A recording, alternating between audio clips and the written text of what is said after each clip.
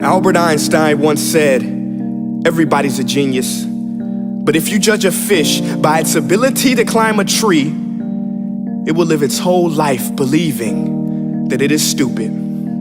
Ladies and gentlemen of the jury, today on trial we have modern day schooling. Glad you could come. Not only does he make fish climb trees, but also makes them climb down and do a 10-mile run. Tell me, school, are you proud of the things you've done?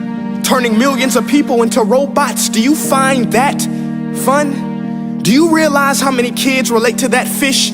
Swimming upstream in class, never finding their gifts, thinking they are stupid, believing they are useless? Well, the time has come, no more excuses. I call school to the stand and accuse him of killing creativity, individuality, and being intellectually abusive. He's an ancient institution that has outlived his usage.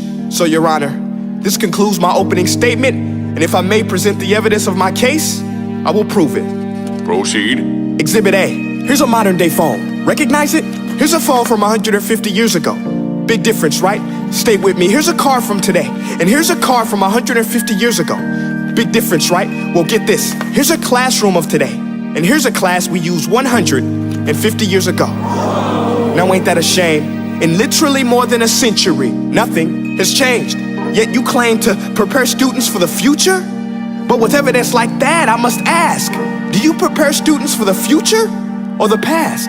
I did a background check on you and let the record show that you were made to train people to work in factories, which explains why you put students in straight rows, nice and neat, tell them sit still, raise your hand if you want to speak, give them a short break to eat, and for 8 hours a day, tell them what to think. Oh, and make them compete to get an A letter which determines product quality, hence grade A of meat. I get it. Back then, times were different. We all have a past. I myself am no Gandhi. But today, we don't need to make robot zombies. The world has progressed. And now we need people who think creatively, innovatively, critically, independently, with the ability to connect. See, every scientist will tell you that no two brains are the same. And every parent with 2 or more children will confirm that claim. So please explain why you treat students like cookie cutter frames or snapback hats, giving them this one-size-fits-all crap. Watch your language. Sorry, Your Honor, but if a doctor prescribed the exact same medicine to all of his patients, the results will be tragic. So many people would get sick, yet when it comes to school, this is exactly what happens. This educational malpractice, where one teacher stands in front of 20 kids, each one having different strengths, different needs, different gifts, different dreams, and you teach the same thing the same way? That's horrific. Ladies and gentlemen, the defendant should not be acquitted. This may be one of the worst criminal offenses ever to be committed. And let's mention the way you treat your employees. Objection. Overruled. I want to hear this. It's a shame. I mean, teachers have the most important job on the planet, yet they're underpaid? No wonder so many students are short-changed.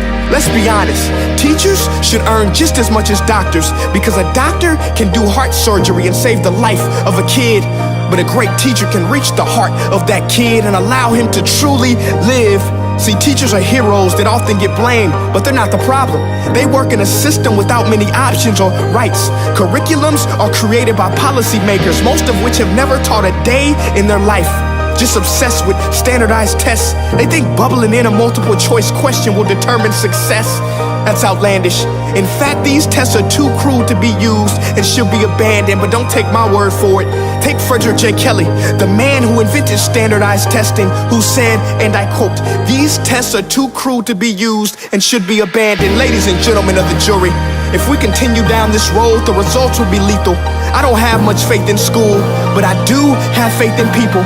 And if we can customize healthcare, cars, and Facebook pages, then it is our duty to do the same for education, to upgrade it, change it, do away with school spirit, because that's useless. Unless we're working to bring the spirit out of each and every student, that should be our task.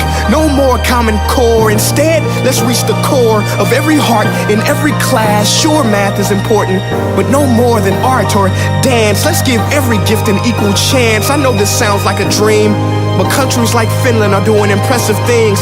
They have shorter school days, teachers make a decent wage, homework is non-existent, and they focus on collaboration instead of competition. But here's the kicker, boys and girls. Their educational system outperforms every other country in the world. Other places like Singapore are succeeding rapidly. Schools like Montessori, programs like Khan Academy, there is no single solution. But let's get moving, because while students may be 20% of our population, they are 100% of our future. So let's attend to their dreams, and there's no telling what we can achieve. This is a world in which I believe, a world where fish are no longer forced to climb trees. I rest my case.